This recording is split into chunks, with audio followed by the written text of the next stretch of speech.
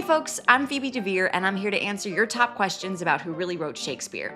This should give you some basic orientation around why the Shakespeare authorship question exists, and the case for Edward de Vere, the 17th Earl of Oxford, as the real author of the plays. Why are people questioning who wrote Shakespeare? Is this just an internet conspiracy theory? So there's actually been widespread skepticism about who really wrote Shakespeare's plays since at least the 1800s, when people started to notice that the plays seemed to be full of references to the inner workings of Queen Elizabeth's court. It's almost as though they were Saturday Night Live style roasts of various prominent officials written from inside the palace itself. The plays demonstrated intimate knowledge of sensitive foreign policy scandals, and the author seemed to have traveled extensively through the royal courts of Italy and France.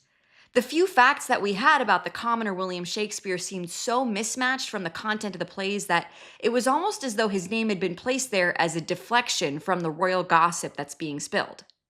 Suddenly there was a massive craze, and nearly every major public intellectual of the day is weighing in on the lack of documentary evidence that William Shakespeare had even known how to read. Mark Twain, whose real name was Samuel Clemens, felt certain that Shakespeare had to be a pen name as well, and he wrote an entire book deconstructing the traditional biography of the Stratford man, calling it an Eiffel Tower of artificialities.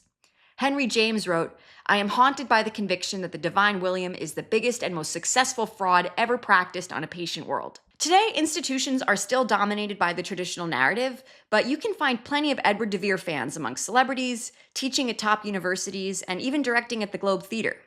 Just last year, Stanford professor Rima Greenhill published this book, demonstrating how Love's Labour's Lost is actually a spoof of the failed marriage negotiation between Queen Elizabeth and Tsar Ivan the Terrible of Russia in the 1570s. This is a time when Will of Stratford-upon-Avon would have been about 10 years old and in Stratford-upon-Avon. So how did his name end up on the play? It sounds kind of crazy, but it seems like in later years, when the plays actually started getting published outside of court, Edward de Vere hired him to use his name. A poet of the time refers to Shakespeare as our English Terence, and Terence was a popular playwright from ancient Rome. Members of the public knew Terence as a freed African slave in his early 20s, but people in the Roman aristocracy knew that this young man Terence had been hired by a high-ranking patrician senator who wanted to remain anonymous as he published his scandalous works. Terence's plays have prologues that actually wink at this arrangement and tease the reader for wanting to know the author's real identity. What's funny about Shakespeare is that people say that he made his money as a playwright, but most of the early manuscripts of his works on the market didn't even have his name on them, so he can't have been making money off of them. What we do know is that Edward de Vere's wife left money in her will for the continued annual allowance of someone she called her dumb man, and that Will of Stratford never made another major purchase after Edward de Vere died in 1604, even though he lived for another 12 years. Who is Edward de Vere, and why have I never heard of him? Edward de Vere, the 17th Earl of Oxford, was a prominent courtier of the Elizabethan period. Francis Mears called him the best writer of comedies, and the anonymously penned Art of English Poetry named him as an excellent poet but loath to be known for his skill. He grew up in the house where Ovid's Metamorphoses was translated, and was later adopted by the man who was the model for Polonius in Hamlet. He was an extremely vibrant and notorious personality who made many friends and also many enemies, especially when he was flirting with Queen Elizabeth in the 1570s. I like to imagine someone like Robin Williams just bursting with ideas and characters and talking a mile a minute, so not exactly a wallflower. But then why isn't he more widely known? In a nutshell, Edward de Vere ended up embroiled in a controversy that led to his being literally erased from the historical record by his enemies. The hatchet job was done so thoroughly that even in the 1800s, when Mark Twain and everyone are desperately searching for who wrote Shakespeare's plays, they examined many aristocrats, from Francis Bacon to the Earl of Derby to Queen Elizabeth, but Edward de Vere's name doesn't even make the list. And none of the candidates that were put forward were perfect fits, so by the end of the 1800s, the public had kind of given up on the Shakespeare authorship question as a red herring. It wasn't until 1920 that a school teacher named J.T. Loney fished him out of the dustbin of history and published his landmark book, Shakespeare Identified in Edward de Vere, the 17th Earl of Oxford. Loney was an outsider, and a lot of people ignored him, but he did convince writers like Sigmund Freud and Vladimir Nabokov, and there even seems to be a reference to Edward de Vere in James Joyce's Ulysses, but it's kind of hard to tell what James Joyce is saying in that book, so I'm not going to count it. I'd love for you to hear some of Edward de Vere's writing that did survive with his name attached. There's a book by an Italian writer named Girolamo Cardano called Cardanus's Comfort that mainstream scholarship has cited for decades as the inspiration for Hamlet's to be or not to be speech. It just so happened that Edward de Vere loved that book so much in Italian that he personally paid to have it translated into English when he was 23. Here's some of what he wrote in his introduction to the English translation. "What doth avail the rose unless another took pleasure in the smell?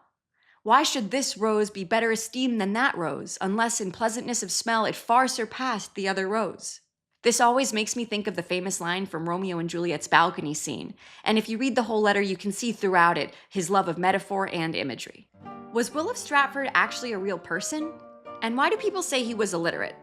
Okay, yes, there was a man from Stratford-upon-Avon named William Shakespeare, although it might have been pronounced Shagspur or Shockspur. You can see the various alternative spellings of the name here on these 6 kind of scrawly signatures, which are incidentally the only writing we have that's supposed to be from him. A lot of scholars actually think that these signatures were probably written by legal clerks because the hands and the spellings are so different, and the 90% of people who were illiterate in Stratford-upon-Avon would have had to use clerks to sign documents for them. Traditionally, scholars will say that Will went to grammar school in Stratford-upon-Avon, but that's total speculation as there's zero evidence for this. And as the eldest son from a working-class family, he would have most likely had to go to work. Will of Stratford's parents and siblings were definitely illiterate, but what's crazy is that so were his daughters. And it's hard to imagine that a man who was born illiterate and then self-educated to become the greatest writer of all time wouldn't have had taught his own kids to read. A comparative example is Frederick Douglass, who was illiterate from having grown up in slavery. But once he learned to read and wrote his best-selling memoir, he became a passionate advocate for literacy, and his kids became school teachers or journalists. Isn't it classist to say that a commoner couldn't have written Shakespeare? A lot of people understandably don't like the idea that the real Shakespeare was a fancy aristocrat rather than a man of the people. But the origins of the Shakespeare authorship movement really have nothing to do with class snobbery. Like I said, early adapters were Mark Twain, who worked on a riverboat, or the people's poet Walt Whitman, or even Malcolm X expressed skepticism with the traditional authorship narrative. I remember one thing he wrote that kind of moved me. He put it in the mouth of Hamlet, I think it was, who said, "To be or not to be." He was in doubt about something. None of them is saying that someone from a poor background couldn't have written literary masterpieces.